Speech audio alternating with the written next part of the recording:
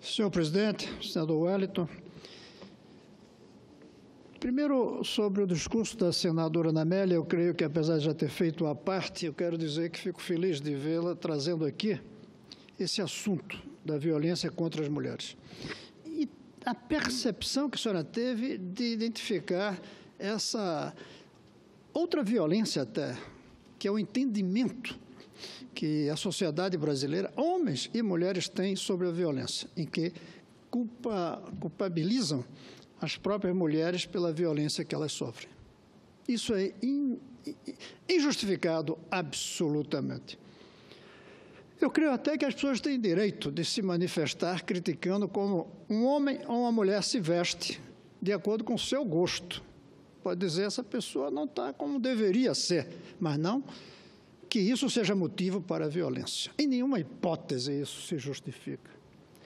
E segundo, volto a insistir, a ideia da doença que a senhora trouxe do Brasil. O Brasil é um país doente. Não tanto, por exemplo, como a Síria. Esse eu acho que é um país em situação quase que terminal na sua saúde. Mas o Brasil também é um país doente. E voltar a repetir, senhor Wellington, não sei se o senhor estava aqui, em que eu digo, e o senhor, como da área médica, como veterinário, deve estar de acordo, talvez, com isso ou não, mas o organismo social e econômico tem como sua medicina, sua medicina, a política. É a política que cura o doente nacional.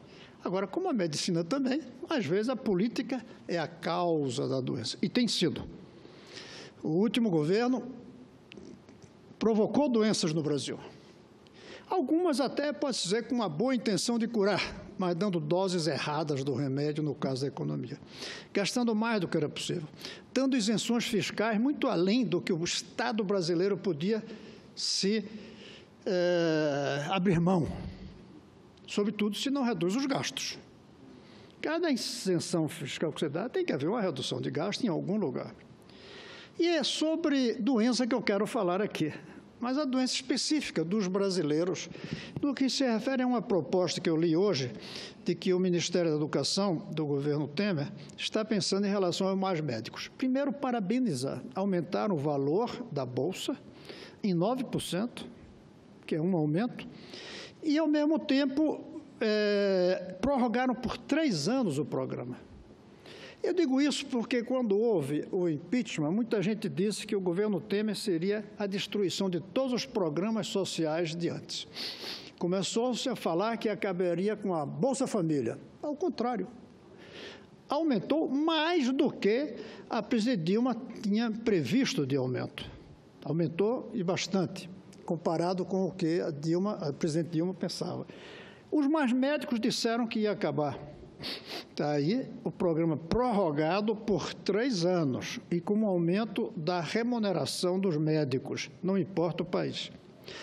Eu só quero chamar a atenção é que, junto com isso, veio a ideia, que não está errada, de tentar substituir os médicos estrangeiros por médicos brasileiros. E isso não é ruim. Mas aqui é que eu quero chamar a atenção, de que os doentes também são brasileiros. Não podemos esquecer isso. E, na verdade, o principal objetivo de um programa de saúde é atender ao doente, não ao médico. O médico, como professor, nós somos instrumentos. O objetivo da escola é a criança, é o futuro, é a educação dela. Nós, professores, somos os instrumentos para isso. O médico é um instrumento da cura dos brasileiros doentes. A substituição, do ponto de vista de estratégia nacional, é boa. É ruim você ficar dependente. Imagine, por exemplo, senadora Ana Amélia, que, em função da rejeição do governo cubano ao novo governo do presidente Temer, imagine se Cuba decidisse levar todos os médicos que nós temos. Não é verdade, senadora Ana Amélia? Imagine, nós ficamos dependentes. Ontem, Cuba não assistiu ao discurso do presidente Temer. Não se retirou, como outros 4 países, mas não foi lá. Chegou depois, uma manifestação de crítica. Correto? Legítimo. Mas a gente fica nas mãos de Cuba no que se refere à saúde. Então, é positiva a ideia de nós termos médicos brasileiros. Entretanto, isso só deve ser feito se não prejudicar os doentes brasileiros. Senão que os cubanos tirem a responsabilidade, aí é deles, a culpa é deles. Não é uma decisão nossa prejudicar os doentes brasileiros.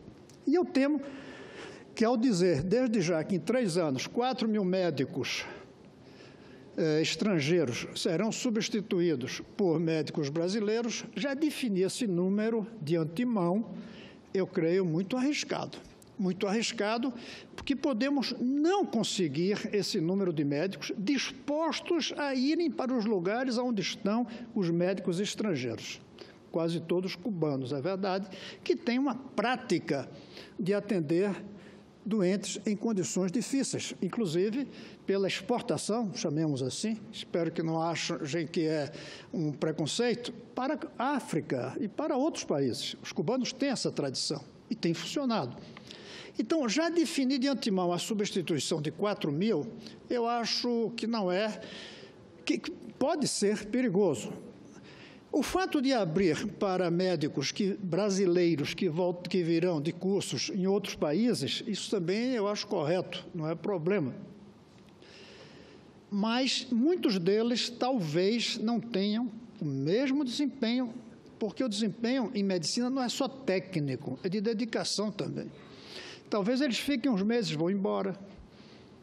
Talvez eles já cheguem apenas para ter o primeiro emprego e depois se mudarem, como são brasileiros, terão mais facilidade que os estrangeiros. Então, ao mesmo tempo que eu parabenizo o aumento do valor e a prorrogação por 3 anos do programa, e também a intenção de termos médicos brasileiros atendendo aos brasileiros, isso é correto do ponto de vista de estratégia nacional, até eu diria de defesa dos interesses nacionais, mas cuidado para que isso não signifique um prejuízo aos doentes, que também são brasileiros. E é para eles que a gente tem que trabalhar.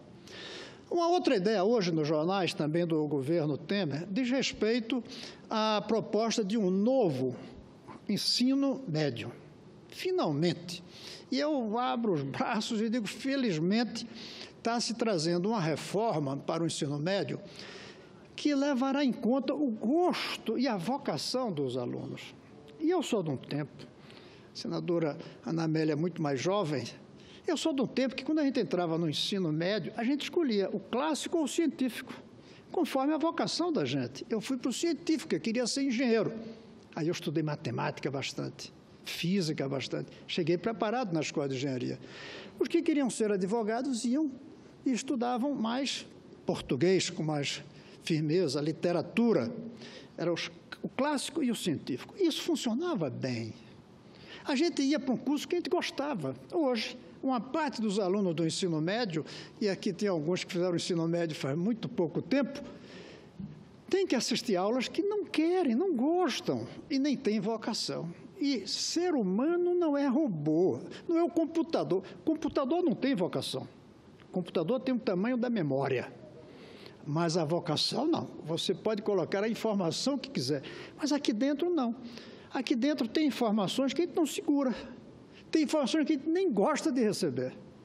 Então, eu fico satisfeito que a gente esteja propondo, o novo governo, uma reforma do ensino médio, onde as disciplinas não serão as mesmas para todos. Isso é positivo. O que eu quero chamar a atenção é que não vai adiantar nada a reforma, do ponto de vista legal, se não criarmos a infraestrutura para que isso seja executado. Afinal de contas, estamos em dezembro comemorando 20 anos da Lei de Diretrizes e Bases. Os resultados não foram como se esperava. Porque nós criamos uma boa legislação, sob a liderança de Darcy Ribeiro, mas não criamos a infraestrutura nas 200 mil escolas, que estão nas mãos de municípios muito pobres. E não é pobre só de dinheiro, não. É pobre de professorado que não teve uma boa formação. É pobre das instalações que são muito fragilizadas. Nós vamos ter, se quisermos fazer uma reforma boa no ensino médio, trabalhar a ideia de que o mesmo, aí não o governo que está aí, que vai durar 2 anos, mas a mesma unidade que é a federação, que é a união, que faz a reforma, ela tem que começar a se responsabilizar por dar os recursos necessários para que essa reforma vá em frente. A lei do piso salarial do professor, que é uma lei de minha autoria, sancionada, então, pelo presidente Lula em 2008. Nós fizemos, é uma boa lei, mas tem prefeitos que não podem pagar. Por quê? Porque fizemos a lei no plano nacional e mandamos ao prefeito pagar a conta. E o prefeito não tem dinheiro sempre. A lei do piso deveria vir carregada da ideia de que quem paga pelo menos o piso é o governo federal. O governo federal paga o piso do salário do professor. E acima do piso o prefeito pagaria mais. Então, eu espero que o ministro, que pelos jornais estará anunciando a reforma, creio que amanhã, lembre-se que, além da parte jurídica, da parte legal, da parte de organização curricular, tem que ver também a engenharia da execução de quem vai fazer isso. Senão, vai ser mais uma lei ineficiente, morta. E daqui a 20 anos, como estamos comemorando a LDB, vamos comemorar uma reforma do ensino médio que não foi executada. É preciso vir complementada por medidas que digam os prefeitos vão ter recursos para fazer a parte deles. No caso, aliás, ensino médio, os estados vão ter recursos, senão não vai adiantar. Por exemplo, você vai estudar mais matemática se gosta disso, mas não tiver computador, nos dias de hoje, esses meninos não vão gostar da escola. Como falava há pouco, senadora Amélia, é como carroça. Não adianta você colocar em carroças ensino sofisticado. Você tem que ter o ensino sofisticado, mas tem que ter a base que leve esse ensino sofisticado. O professor vai ter salários melhores?